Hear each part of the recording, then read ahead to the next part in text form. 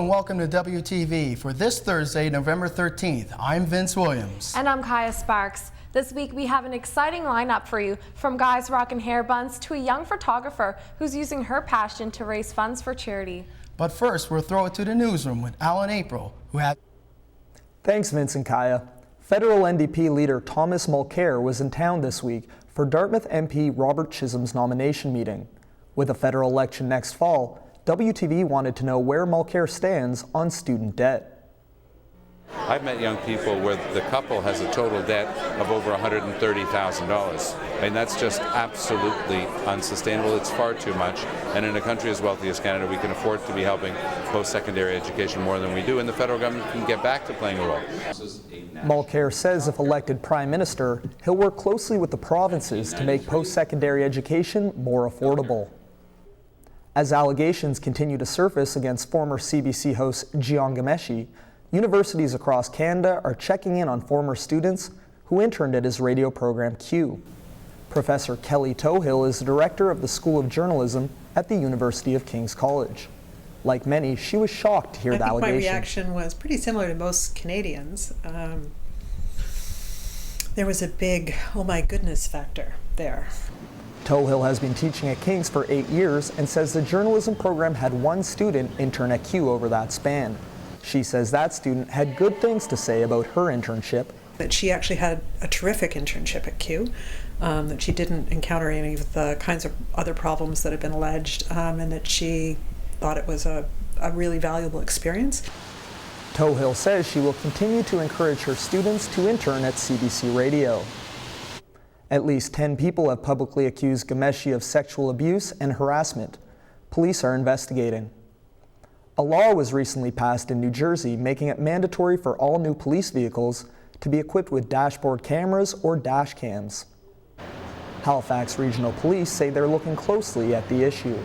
There has been discussion and we're very open to it. Currently there's some pilot projects going on across Canada with other police agencies, and we're going to wait for those projects to be completed. Constable Woodworth says police will have to look at how much installing the cameras would cost. New Jersey officials say the cameras will help prevent false accusations from both police and the public. Organizers of HalCon say they had a great event this year. Last year, some people were turned away when venues exceeded capacity. Organizers say they fixed those problems. What we've done is really fix the tickets in terms of making them specific Friday, Saturday, Sunday, which allows us to count very carefully who's in the building so we can monitor that and keep it under control, and that's made a world of difference. Lamb says that between attendees, guests, and volunteers, over 6,000 people participated in Atlantic Canada's largest sci-fi convention. And Lamb says next year's HalCon will be even bigger because it will incorporate the Scotiabank Centre as a venue. A new Facebook page profiling the unique faces and stories of Halifax has received nearly 5,000 likes since it began in July. Jack Scrine and his girlfriend Katie began Halifolks this summer. Jack says they were inspired by the popular street photography page Humans of New York. I think what makes it special in Halifax is the fact that everyone knows someone. You take a photo of someone in the street, and if there's 5,000 people that like a page, chances are someone's going to have something to say about that person and know them in some way. Scrine is originally from Australia, but says he fell in love with Halifax 3 years ago. He says working on Halifolks has made that connection even stronger. I mean, it's confirmed what I already knew, which is that Halifax is a great place full of really open and amazing people, and a lot of interesting stories to tell. You can check out Halifolks at halifolks.com or by searching them on Facebook. That's your news for this week. Vince and Kaya. Thanks, Alan.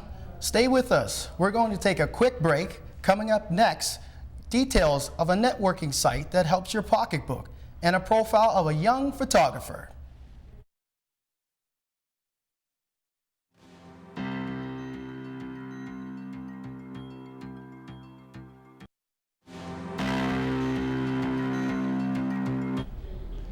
Welcome back. Some sex workers say new laws could put them at risk. I talked to one woman earlier this week who says she's worried about her safety.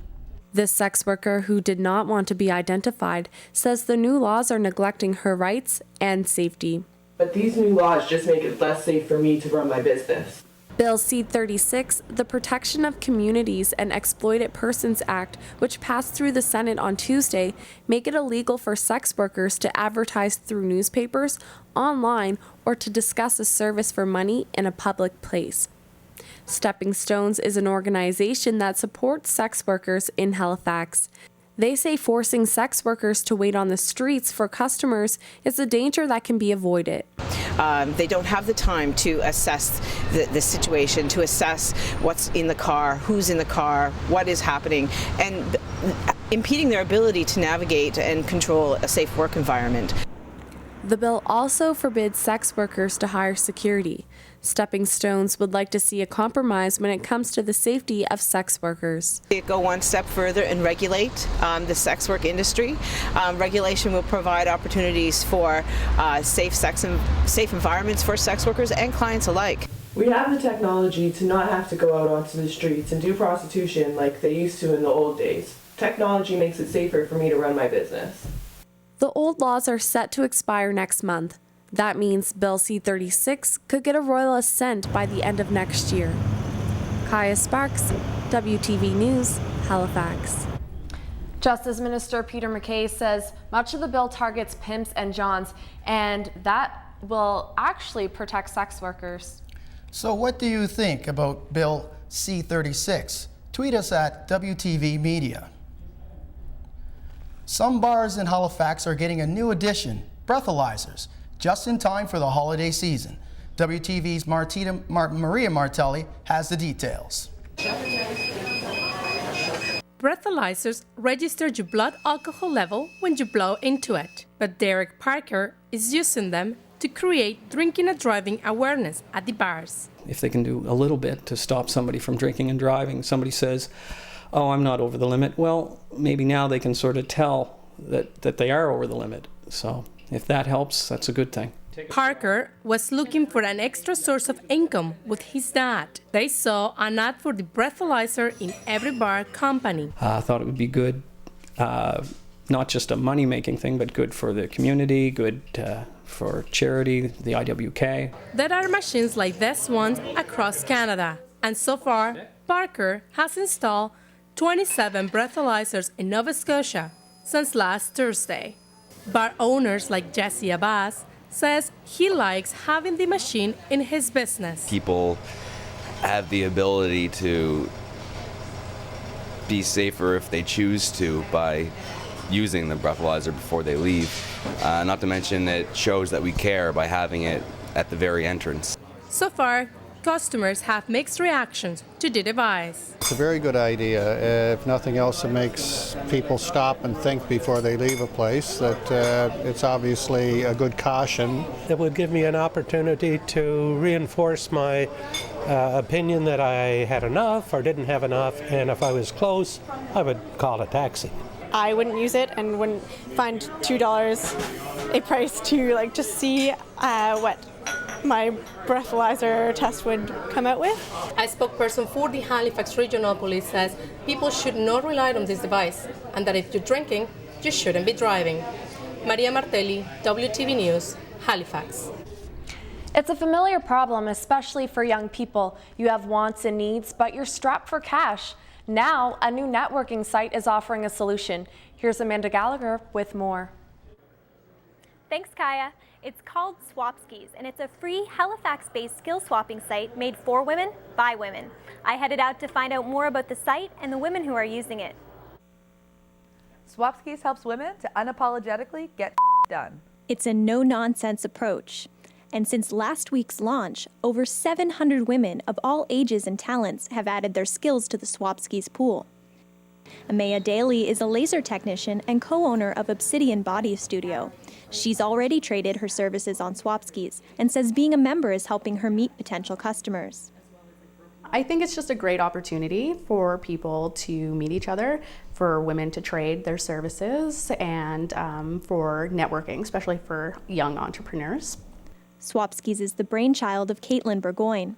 She says when she graduated from college, she was keen to start a business, but found herself cash poor. She had to be resourceful, swapping services to gain experience and grow her freelance PR business. Burgoyne says the idea always stuck with her, so she created Swapskis to help other young entrepreneurs. Go to school, get good grades, and you'll get a great job, and life's going to be peachy. And it's not like that. It's hard. What we wanted to do was take a no-nonsense approach to entrepreneurship and be so straight up with our audience about some of the challenges that they're going to face, but also show them the hope of what they can build if they're ready to kick some ass. Any woman over the age of 18 can add their services to the mix. The current services on Swapskis range from graphic design and dog walking to bagpiping. Taylor Widrig is a raw vegan food chef and owner of local sea vegetable and catering company Mermaid Fare. She swapped a dinner party for graphic design work on her company's logo. You meet clients, you can meet mentors, you can get more business, and also you can get different services that you might not be able to treat yourself to, like massages or spa services. Burgoyne says the site is currently for women only because research showed that women were already trading services but needed a platform. She says Swapskis is a safe and supportive place for women, but they are open to expanding the market if that's what the community wants. Back to you. Thanks, Amanda. A shared love for photography between a grandfather and a granddaughter has turned into a photo exhibit. That's giving back to the community. Of capturing memories. 16-year-old Cassie Greenham is getting last-minute work finished up for her open house event. Me and my mom put together all of the cards and the frame pictures. I've gone out a few more times to take pictures. Cassie started taking pictures a few years ago, but it was only last year she started to get serious about photography.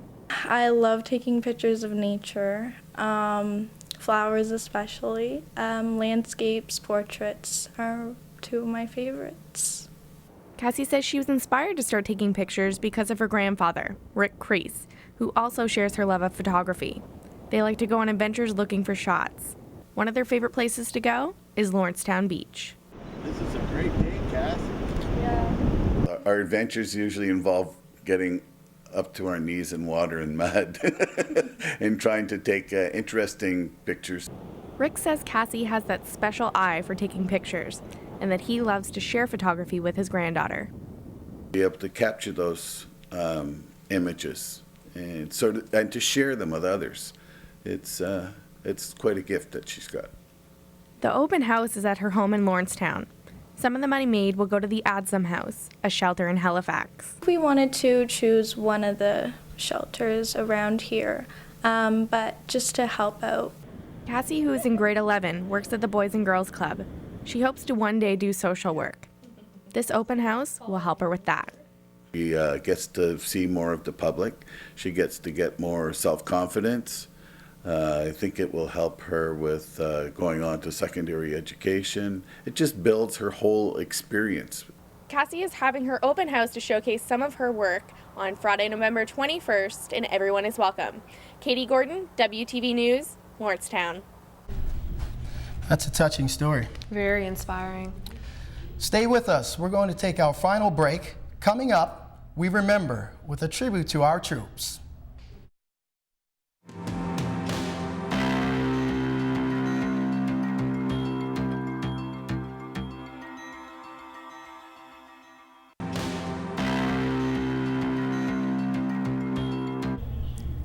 Welcome back once again to WTV. Soup was served with an artistic twist at NASCAT recently. WTV's Sam Tufts was there. It's just so inspiring that art and life, is put together. Mallory Tate is the head coordinator for Hungry Bowls 2014, an event for the public that brings art and community together. It's about giving back, and I think it's so wonderful. It's a win-win for everyone. People at the event could pick out their own handmade bowl for $40 a ticket. The bowls were made by NASCAD students and staff. We order pizza and listen to music, and we make bowls, and it's kind of an exploration within our community in the department itself, which is really lovely. The bowls were filled with soup that was donated by different restaurants in Halifax. Student volunteers served it to over 150 people. With every ticket purchased, the money is going back into the community, something that means a lot to Ed Hollett, a volunteer at Hope Cottage. We serve over 200 meals a day, Monday to Friday, probably 40 to 50,000 meals a year. No government funding, it's all through private donations. Hollett says soup kitchens and shelters need all the help they can get, which is why he says events like Hungry Bowls are so important. It just shows that there's people out there that care, that are trying to help out the people in need. NASCAD has been holding this event for 19 years. I appreciate them. They've been doing this for a long time. I appreciate very much what they are doing, because it's a big help. It's a big help. The Hungry Bowls event held here at NASCAD University raised almost $7,000 this year for Adsum House and Hope Cottage. Organizers say they hope the event is even more successful next year. Sam Tufts, WTV News, Halifax. Thanks, Sam. Those bowls look beautiful, and that soup sure looks delicious. Absolutely, indeed. Great job, Sam. Here at WTV, we are always looking for new trends in Halifax. That's right, Vince. And Graham McDougall tells us what's hot right now when it comes to hair. Thanks, Vince and Kaya. Something's taking over our city, and it's landing on the heads of our male population. Check it out. Life is short, and your hair doesn't have to be. It's inspired such hashtags as long hair don't care and that man bun though. It's the man bun. I have a man bun. And he's not the only one. According to EliteDaily.com, the man bun or the mun is one of the hippest hairstyles for men. Mackenzie Bobbitt sports a bun.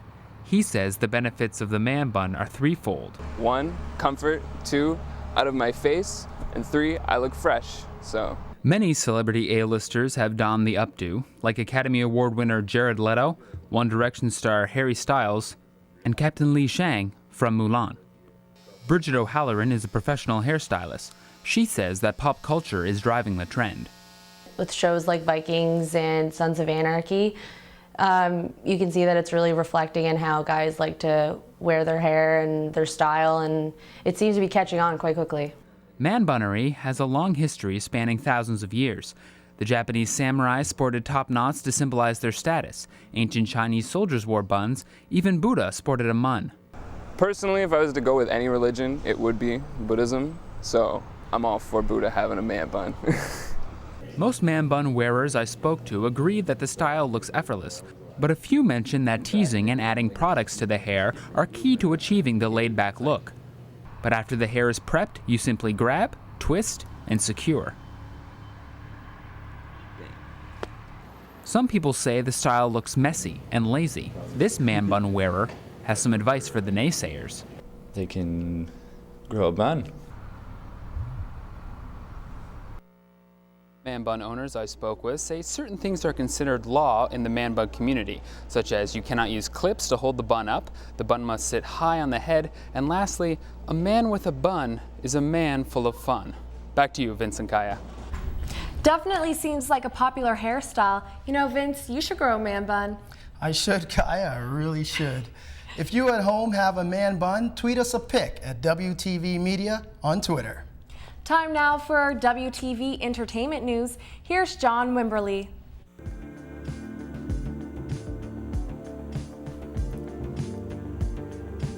Welcome to another entertainment segment on WTV. Here are just some of the events that are happening around Halifax this week. The Atlantic Jewish Film Festival takes place this weekend. It's a celebration of Jewish culture through film. It features 7 films starting tonight and running until the 16th. For more information, visit ajff.ca. Tanya Davis, Halifax's former poet laureate, presents Mass, a playful reinterpretation of Catholic liturgy. With theatrics and fervor, often suppressed in modern religion, this is an investigation into community, exclusion, uncertainty, and faith. It's this Saturday, 8 p.m. at Fort Massey United Church in Halifax. The 19th Annual Chronicle Herald Holiday Parade of Lights takes place this Saturday at 6 p.m. 8-year-old parade marshal Kaylee McKay wants you to know that helpers will be there to pick up food and cash donations for Feed Nova Scotia, as well as unwrapped toys for kids in need. Details online at holidayparadeoflights.ca. Finally, Colonel Chris Hadfield, the man who reignited Canadians' love for space travel, will be at the World Trade and Convention Center this Sunday at 3 p.m. Hadfield's vivid and entertaining details of past space expeditions are sure to change your view of the world. For more details, go to info@uniquelives.ca. Well, that's all from us. For more event updates, follow us on social media at WTV Media or check out our website at waterfronttv.org. I'm John Wimberly. Thanks for watching. And now, back to you. An organization that helps feed the city's homeless says it needs to expand to keep up with the demand. It's looking for community support. WTV's Emily McPhail has the story. Gregory Baldwin has only been coming to Souls Harbor for 6 months. He says that winning the Aviva Fund would help more people like him know about the rescue mission. Probably in one day down here you see 100, 200 people go through this place. A lot of people don't know it's here, actually. The organization won the qualifying round in the contest. They are now entering the semifinals. If they win the $100,000 they're applying for, it will allow them to expand their services and reach out to more people in need. One of the biggest things Souls Harbor does is 25,000 meals every year.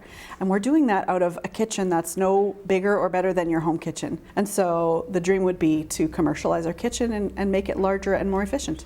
Souls Harbor has many people who come every day, not only to get a hot meal, but to get computer access, counseling services, and to be in a safe environment. This is a place, if you're down on your luck, this is a place that'll make you feel better about yourself and build your confidence back up. They can only get better because I find that with the services now with Pastor Ken's brother Les in here and the chef and so forth, I mean, they put in their heart and soul in all of the food that they've given out. Voting for the semifinals begins December 1st and goes until December 10th. Emily McPhail, WTV News, Halifax. If you would like to vote for Souls Harbor, go to kitchenforsouls.com to cast your vote.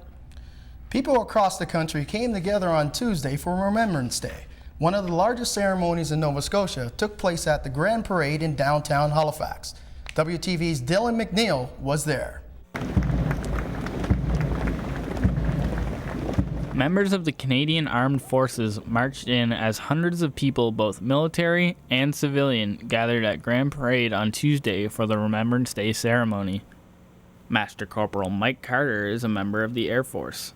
Even though it's an ugly past and it's a violent past, it happened, but we need to remember that it did happen and we hope that it doesn't happen again. People came together to place wreaths at the cenotaph and put poppies on crosses.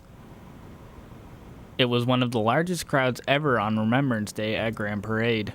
I'm always impressed by the crowd that's here for Remembrance Day. I was just saying to my friends that you never see a crowd this size any other day in Halifax. Officials say the shootings in Ottawa and Montreal contributed to the big crowds, with many people wanting to remember the two fallen soldiers. This year also marks the 100th anniversary of the start of World War I. It's a pretty big significance now that it's a 100-year anniversary. And it's excellent to see that even though it's 100 years, that people, it's not an act of remembrance that's gone by the wayside. Dylan McNeil, WTV News, Halifax. Nice story, Dylan. That's our show for this week. To watch our show anytime, you can visit our website at waterfronttv.org. And follow us on Facebook and Twitter at WTV Media. I'm Kaya Sparks. I'm Vince Williams. Thank you for joining us, and we'll see you here next week. Good night. Have a good night.